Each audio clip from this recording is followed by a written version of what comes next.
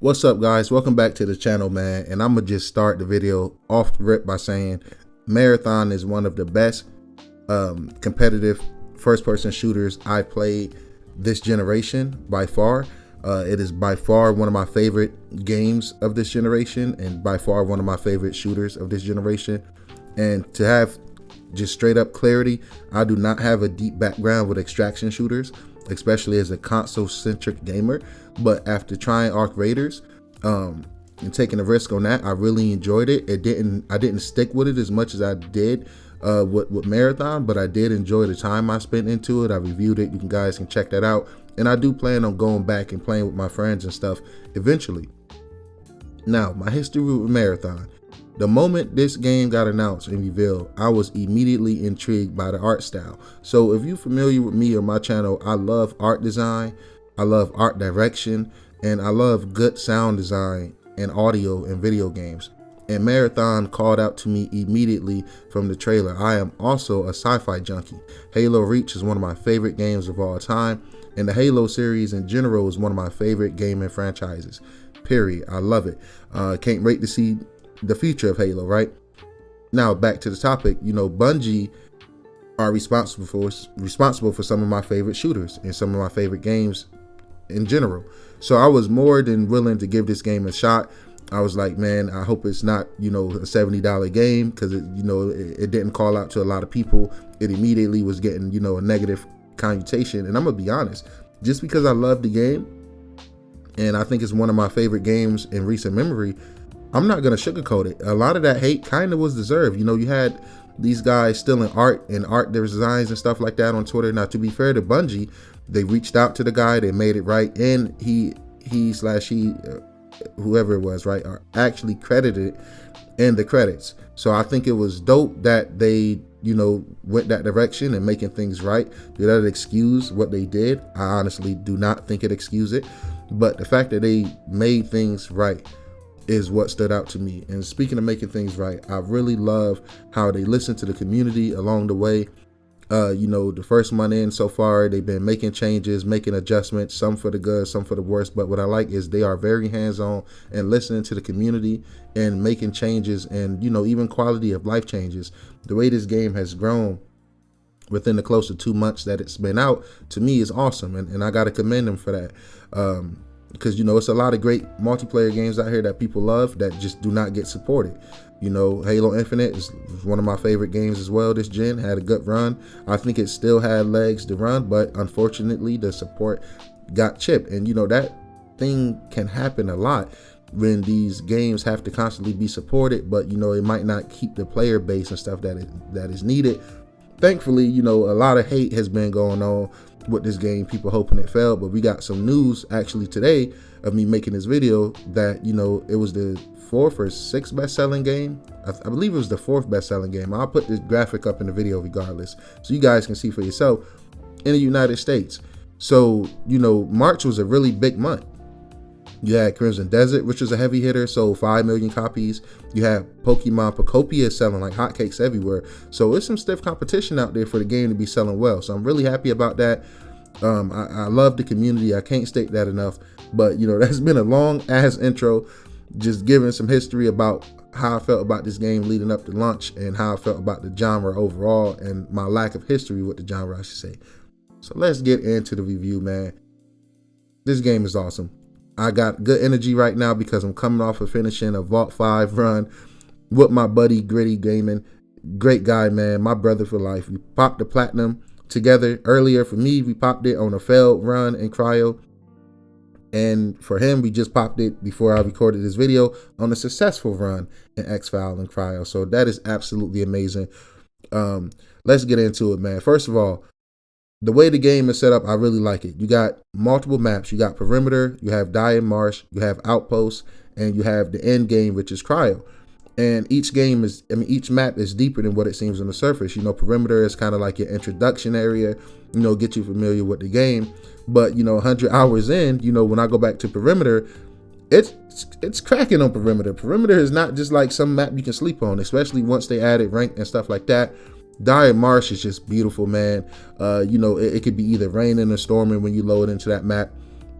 You know, the low visibility, it's good for snipers and stuff like that. And then you got my favorite map in a video game in a very long time from a multiplayer game, and that is Outpost, man. I love Outpost. It's small, it has a lot of verticality. The gameplay loop to me is just perfect in this game. Me personally, I run Outpost, sometimes free kits. I try to slime people out, and then I'll take whatever I get from that person and I'll load in and go play some ranked, depending on what day it is, or I play cryo. And I think ranked is really fun. It can be really competitive and sweaty, and your teammates really are important in this game. And thankfully, I've met way more cool and down-to-earth teammates, whether it was PC, Xbox, or PlayStation. But I have met a few duds as well. But, you know, that comes with the territory of gaming in general. You know what I'm saying? That's what comes with it, especially multiplayer games. You know, sometimes you get good teammates, sometimes you get bad, no matter if it's Call of Duty, Battlefield. It is what it is. Life is to give you lemon, you make lemonade, and depending on the teammate, they can be the sugar. It's either going to be sweet or it's going to be sour. You know what I'm saying? But man, I really do like all the maps, and some of the maps don't unlock until you get higher level. Cryo don't unlock until you level 25, which I think is a great thing to introduce everybody into the game. People learn the mechanics, how everything works. Outpost unlocks, I believe, at level 12, and once you get in there, man, it's hard to look back, man. It's extremely fun. The gameplay, the moment gameplay in this game is just A1 to me. For the longest, I only use triage. If you know me, you know I always go medic. Got close to 3,000 revives in Battlefield, and I haven't been back to that in a minute. Battlefield 6. Goated ass lifeline in Apex. I just live for support. I made Mercy in Overwatch when I did play. So, you know, that's kind of my thing, man. I like keeping my teammates alive. I like healing. So it was a shocker to me about maybe 60, 70 hours in. I decided, you know, I'm going to go try other characters. So I started playing around with Thief. Her and Triage was actually my first two mains. Fantastic, right? Triage don't really got movement, but as far as the, you know, keeping the teammates alive and just, you know, the unity from working together with him with his drones and people being able to get the buffs, I thought that was amazing. Thief shook it up for me because her movements, her being able to find loot containers in the world, especially early on when you don't exactly know what to loot. I think that's fantastic, right? And shout out to the homie Gritty, because very recently, you know, that's when I was like, okay, I'm gonna start playing other people. I tried Destroyer, and my God, it is so fun to play Destroyer. Any of my Apex Legends people out there, man, imagine Gibby, but with like really good movement. You understand what I'm saying? And that's pretty much what you get with Destroyer, right? Fantastic, really fun. Got a double dash, a tactical sprint, got a shield, got rockets for his ultimate. Yeah, I'm like, yo, this is amazing. So then I went to try Vandal. She got a double jump. She got a slide. And this is coming from someone who mains didn't have movements at first. So I'm like, yo, this feels like a whole nother game. The gameplay immediately went from an 8 out of 10 to a 10 out of 10. Just from trying other characters. So I thought that was amazing, trying everyone, man. I've been playing Recon. She got a nice buff recently. I just been jumping around playing everyone, man. And I literally have no complaints, man. The game is just that fun with every character. The gunplay to go along with the movement is good. I haven't used a gun in this game that does not feel good. Maybe the hardline AR that don't feel the best to use, but when she kitted out, it still hits. You know what I'm saying? It hits like a truck. And eventually, you know, everything can feel good with the right attachments, and just, you know, it comes down to personal preference. So all the guns in the game feel good. The melee feels good with the knives. Now at launch, I love the knives, man. They were strong as hell. They was OP. You know, people was complaining, so they nerfed the knife a bit, and I hope they do reverse that, because I just think it gives such a unique gameplay twist, man. But you know, it's risk and reward when trying to get up close personal with people, you know, and the knife can work both ways. You know, if somebody see you trying to knife them, they knife you first. Hey, it can go either way. So I really enjoyed that, man. The gameplay, A1. The sound design stood out to me as well, man. Every gun sound good. The lore in this game is deep. The world building is deep. The audio codecs in this game, I can sit and just find and read and just enjoy on my free time. When I'm sitting in the lobby of one of the friends step away, I go through my codecs. It is a lot in this video game for $40, and it is a lot of fun to have. And the thing that made me most excited for the future of Marathon, and one of its advocates and supporters out there, is I'm feeling this way day one. I can only imagine how future expansions and future maps and when they add new runners in and stuff like that, yo, it's gonna be a blast. So I'm really happy with the state of it right now, man. It's really good. Some of the criticisms is deserved, man, but no game launches perfect. And I just, you know, I don't get the unnecessary hate. It reviewed well. It has an 80+ on Metacritic, you know, so it's not like the mass people hate it. Even on Steam, it's reviewing positive. It's just this hate and smear campaign around this game, and it's really weird, man. I don't understand where it comes from. But the next thing I want to talk about is the graphics, man. This game is beautiful, man. I play it on my PS5 Pro. I got homies that's playing it on Xbox Series X. I got friends I met that's playing it on PC. We all agree the art design in this game is beautiful. It's unique. It's different. You know, if I wanted something hyper realistic, I would go play Call of Duty.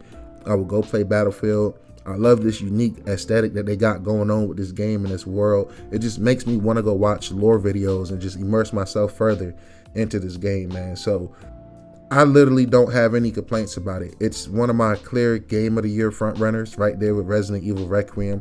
I know a lot of people is probably going to come in this video and be negative and be hateful, but you know, I review games because I love the art of gaming. And I think Marathon is another extension of just beautiful art in the gaming world. And, you know, I think people should definitely give it a chance, and I think they will over time, and maybe they won't. Extraction shooters is a very niche genre as well, and I think the sooner people realize that, the better. You know, it's not supposed to have Call of Duty numbers, and I think Arc Raiders is a clear, it's a clear exemption. You know, the success of Arc Raiders is astonishing, but even Arc Raiders has lost about 70 to 80% of its player base.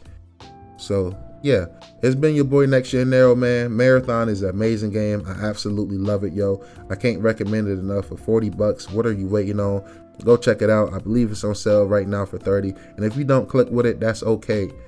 You know what I'm saying? Every game is not meant for everyone, but this game is definitely meant for me and my bros. So I'll catch you guys in the next one. Hit that like button, subscribe if you like what you heard today, and I'll see you guys around. Keep an eye out on the channel. There's plenty more reviews coming soon. Mouse PI for hire, Pragmata, and plenty more things is coming, man. So your boy is always working. I'm always gaming. I'm always trying to bring you guys some content. So I hope you guys appreciate it. Hit that like button, subscribe, and leave a comment. See you guys around. Peace. I love that y'all killed me, bro. I'm sick of that soft Arc Raider shit. Hold on, let me talk a little bit. Let me talk, because that's what I love about this community, bro. You know what I'm saying? Don't you love that, bro? Just killing me, getting my loot, bro. All that soft shit, bro. This ain't no fucking Arc Raiders. You win some, you lose some. You know what I'm saying? You fucking win some, you lose some. Let me crawl. Let me see the outside before I die, man.